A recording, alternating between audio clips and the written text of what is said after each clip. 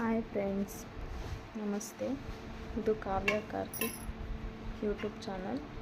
ನಾನು ನಿಮಗೆ ಬೆಂಡೆಕಾಯಿ ಪಲ್ಯ ಹೇಗೆ ಮಾಡೋದು ಅಂತ ತಿಳಿಸ್ಕೊಡೋಕ್ಕೆ ಬಂದಿದ್ದೀನಿ. ಚಪಾತಿಗೆ, ರೊಟ್ಟಿಗೆ ತುಂಬ ಚೆನ್ನಾಗಿರುತ್ತೆ.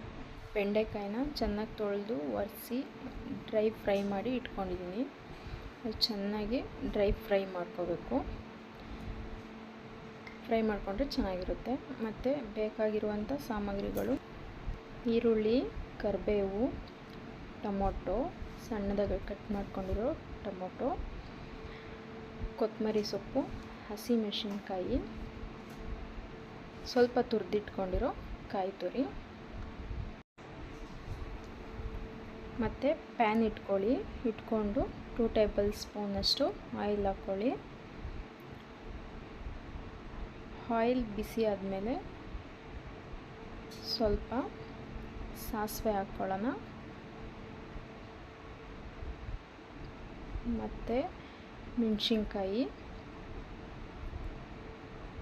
ಫ್ರೈ ಮಾಡ್ಕೊಳ್ಳಿ. ಸ್ವಲ್ಪ ಫ್ರೈ ಮಾಡ್ಕೊಂಡ ನಂತರ ಈರುಳ್ಳಿ, ಕರಿಬೇವು ಹಾಕ್ಕೊಳ್ಳೋಣ. ಈರುಳ್ಳಿ, ಕರಿಬೇವು ಹಾಕಿದ ತಕ್ಷಣ ಸ್ವಲ್ಪ ಫ್ರೈ ಮಾಡ್ಕೋಬೇಕು. ಈರುಳ್ಳಿ ಬ್ರೌನ್ ಕಲರ್ ಬರೋವರೆಗೂ ಫ್ರೈ ಮಾಡ್ಕೋಬೇಕು. ಚೆನ್ನಾಗಿ ಫ್ರೈ ಮಾಡ್ಕೋಬೇಕು, ಈರುಳ್ಳಿ ಬ್ರೌನ್ ಕಲರ್ ಬರೋವರೆಗೂ.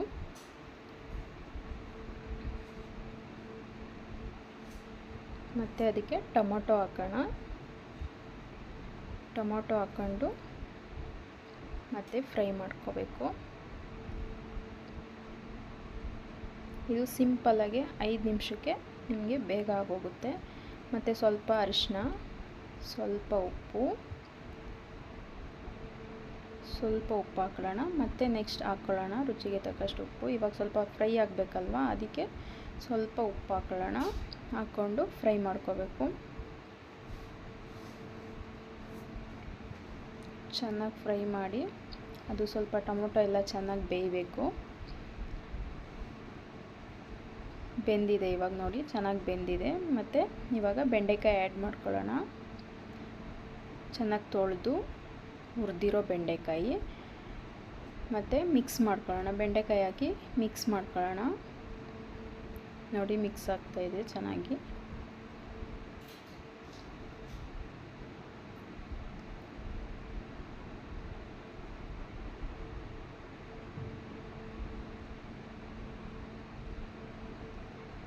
ಚೆನ್ನಾಗಿ ಮಿಕ್ಸ್ ಆಗಿದೆ.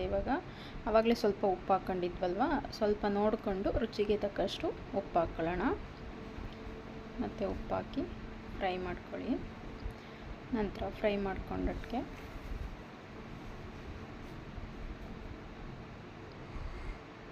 ನಂತರ ಅದಕ್ಕೆ ಸ್ವಲ್ಪ ವಾಟರ್ ಹಾಕೋಣ. ಅರ್ಧ ಗ್ಲಾಸಷ್ಟು ವಾಟರ್ ಹಾಕೋಣ. ಹಾಕ್ಬಿಟ್ಟು ಅದನ್ನು ಮಿಕ್ಸ್ ಮಾಡಿ ವಾಟರು ಫುಲ್ಲು ಡ್ರೈ ಆಗೋವರೆಗೂ ಮುಚ್ಚಳ ಮುಚ್ಚಿ ಬೇಯಿಸ್ಕೋಬೇಕು. ನೋಡಿ, ಫುಲ್ ಡ್ರೈ ಆಗಿದೆ. ನೀರೆಲ್ಲ ಡ್ರೈ ಆಗಿದೆ. ಫುಲ್ ನೀರು ಡ್ರೈ ಆಗೋವರೆಗೂ ಬೇಯಿಸ್ಕೋಬೇಕು. ಮತ್ತು ಮಿಕ್ಸ್ ಮಾಡಿ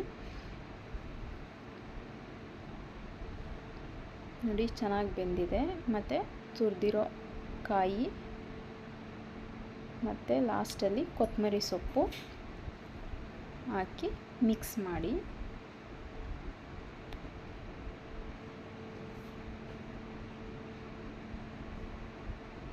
ನೋಡಿ, ಒಳ್ಳೆ ಬೆಂಡೆಕಾಯಿ ಪಲ್ಯ ರೆಡಿಯಾಗುತ್ತೆ. ಚಪಾತಿಗೆ, ಪೂರಿಗೆ, ರೊಟ್ಟಿಗೆ ತುಂಬ ಚೆನ್ನಾಗಿರುತ್ತೆ. ಮತ್ತು ವಾರಕ್ಕೆ 2 ಸಲ ಬೆಂಡೆಕಾಯಿ ಪಲ್ಯ ತಿಂದರೆ ತುಂಬ ಒಳ್ಳೆಯದು ಆರೋಗ್ಯಕ್ಕೆ.